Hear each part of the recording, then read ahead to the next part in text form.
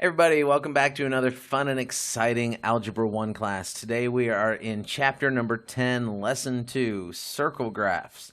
That's in your book on page 347, page 347. Today we're going to be talking about, again, just in really almost separate from algebra, we're going to be talking about statistics and another way to convey numbers in the form of a graph, or in the form of, in this case, a circle. The circle graph uses sectors. Sectors are like sections, pieces of the circle to represent percentages that relate the parts of the group to the whole group. For example, you might have a group of classmates, and you might say, okay, all of the classmates that have a blue shirt on today, you're in this group. And all of the classmates that have a red shirt on, you're in this group. All of the classmates that have a white shirt on, you're in this group. And all of the classmates that have a different color shirt on, you're in a different group. Well, you could take all of those groups and you could find the percentages of the whole, and then you could put it into a circle graph. So you could see, okay, of the circle, how many students had on a blue shirt, how many students had on a red shirt, and you could color code it. Your circle could have colors in it based on the different colors of the shirts or something like that. So it's just another way. And again, I know all of you have seen these at some point in time. You have seen these circle graphs, whether it be in magazines or on the internet or in stores. You've seen circle graphs before. So now we're going to learn how to build them. All right, let's take this example. This example is the example that we used in last lesson to introduce bar graphs. So in Shakespeare's plays, the Riverside Shakespeare, there are 13 comedies, 10 tragedies, 10 histories, and 5 romances. So again, that's kind of like blue shirts and red shirts and white shirts and other colored shirts. So we're just taking different categories and we're saying, okay, these are kind of the pieces, if you will, that make up the whole. Create the question here, the challenge here is to create a circle graph that displays the distribution of the different types of plays. If you will look in your book on page 347, you will see the circle graph, and I'm going to show you how to create that circle graph, okay? Or at least how to get close to creating that circle graph. Ours is going to be close to it, might not be perfect, but it'll look very, very similar to that one when we're done. So let's look at the steps. How are we going to do this? Number one, we want to calculate the total. All right, well, how do you calculate the total? Well, you take all the parts, so 13 parts, 10 parts, 10 parts, and 5 parts. Add up all of those parts, 13 times 10, 23, 33 plus 5, 38. So there's 38 total.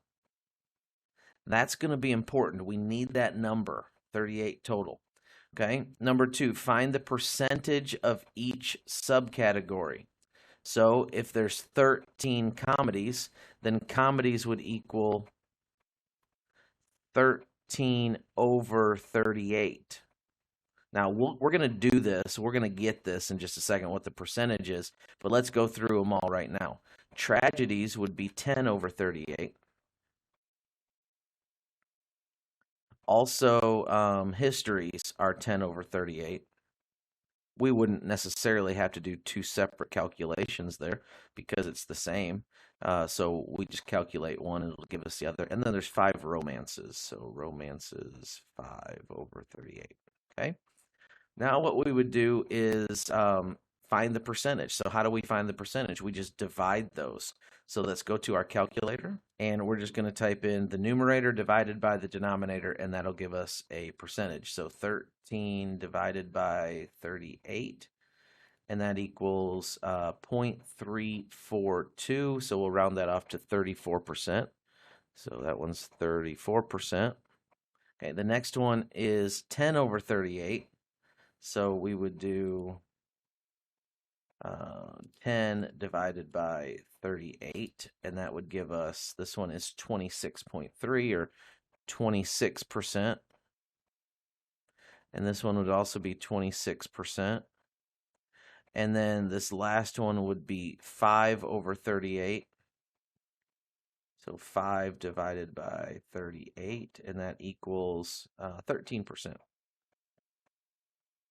Now, if you notice, we rounded down on all of those. So what's going to happen when we add up these percents? We should get 100%, right? But we're not going to get 100%. We're going to get close. So look, 4 plus 6 is 10, plus 6, 16, plus 3 is 9. We'll carry the 1 over here, and we'll get 3, 4, 5, 6, 7, 8, 9, 99%. We came really close to 100%, but you're not always going to get 100%. Why not? Because we're rounding off. Sometimes you might get 100% because the rounding works. Sometimes you might get 101%. Sometimes you might get 99%. It's just going to be random. You should never get like 72%. Okay, that means you've done something wrong. You should always get 99, 100, 101, somewhere really close to 100%. Why? Because this is 100% of the plays. Okay?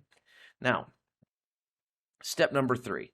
Multiply the percentages times 360 to find the number of degrees. You could also do this times 360, which might give you a little bit closer because then you're not rounding off. I'm fine, though, with just multiplying the percent times that. So what I'm going to do is I'm going to erase this because we already have this percentage. So in this spot, now I'm going to put the degrees. Why are we doing it times 360? Remember, it's a circle graph. How many degrees are in our circle? Well, there's 360 degrees in our circle. So we need to fill up our circle with this information. So let's go back to the calculator, and now we're going to do 360 times 0.34. So clear this out and do 360 times 0.34. Why 0.34? Because I moved my decimal 2 places for the percentage, and I'm going to get, that one's going to be 122.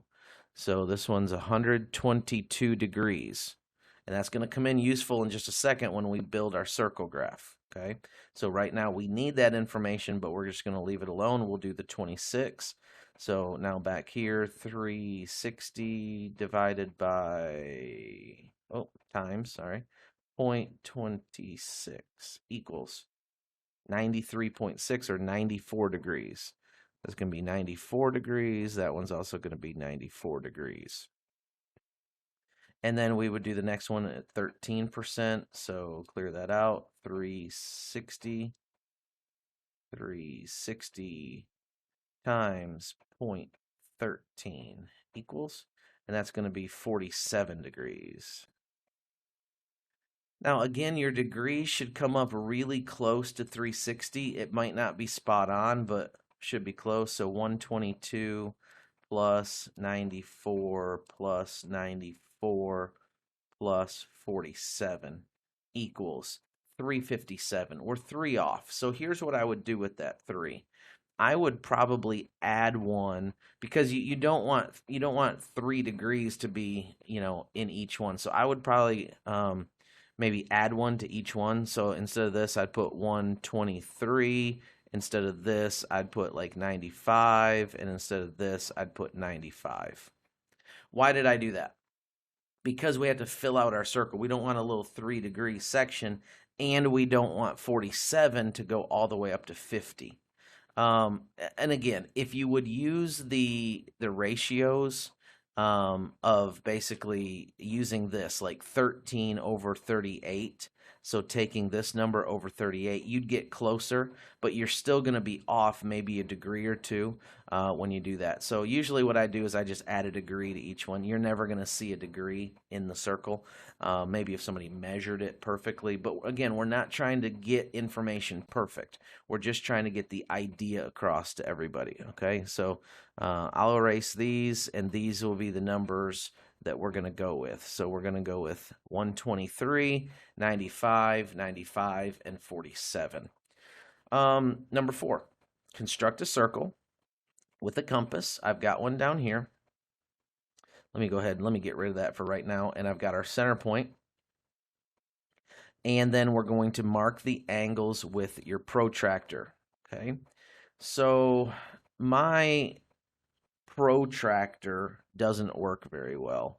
I do have one. If I take this, I can move it around, but it doesn't go past 90. So if I go past 90, it starts going down again. So I don't like this protractor, and it doesn't work very well on this program. So I'm just going to kind of guess a little bit, and I'm just going to write it like the one in your book is written. So um, you probably want to do it, not probably, you definitely want to do it with a protractor where you're actually measuring. But I'll start like the book does, kind of down here in this direction, and then the other one is up here. And this is for the first one. This is for the 34%. You can now, I would not put the number of degrees in here. I would put 34%. I would probably also come over here, and this is what they did. They told you that the blue is comedies. Okay, this is like this over here is going to be what we call the legend or the labels. Okay, so this blue color is the comedies. And I would put the percentage in there. Don't put the degrees. Nobody wants to see the degrees because we don't really operate in degrees. We operate in percentages. We understand percentages better. So 34%. All right, so I'm going to change my color over to yellow here. And it is, the next one was the tragedies. And the tragedies made up 95%. So I would take my protractor and I would measure my 95%. I'll measure them right over here. Okay, that's about 95%. There we go. And the degrees on that one were not 95%, 95 degrees. Sorry, 95 degrees. And the percent for that one was 26%. So I'm going to come over here in yellow and write 26%. And then come over here and I'm going to tell you that those are tragedies. Okay. Now I'll go up, change my color to green, and we will do the histories. Again, same thing, 95 degrees and 26%. So we'll come back over here, and I'll do another one up in here somewhere. And this one is going to be same, 26%.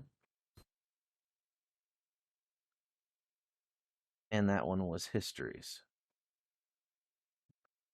Okay. There's one little section left, and I'll do that one in pink. And it is 47 degrees or 13%. So we'll do 13%. And I did pink because those were romance. And, you know, pink or red is the color of romance, right? No, I just got lucky and picked pink. That was an accident, but it worked out. So there you go. And if you look at this, this is how we kind of did this. And you might want to do this. I don't know. This might make a difference if you put one line in pink there, since I put a line on all of them. So there you go. All right, so the blue is comedy, the pink is romance, the green is history, and the yellow is tragedy. And for the most part, now you could color those in depending on how you want to do it. And then you could write it in write your thing either outside of it or write it in white or something. It's up to you. The book kind of colors theirs in and makes it nice and pretty. Mine's not going to look nice and pretty no matter what I do. And yeah. So you figure out how you want to present your circle graphs and you make it however you want to make it. But if you look in the book there, theirs looks real nice. And yeah, you can design it. You can use colors. You can use all kinds of different things. What's the idea? What's the goal here? The goal is to present this information in a nice way so that people can see it and they can understand the numbers behind the data. All righty, well, that's all I have for you today. Hope you enjoyed. I hope you learned something. Try some of these practice problems. Go over there and check these out. Read about them, how to do them, figure out the percentages, figure out the degrees, all that stuff the way that I showed you how to do it, and practice these, okay? All right, we'll see you later. You have a good one. Bye-bye.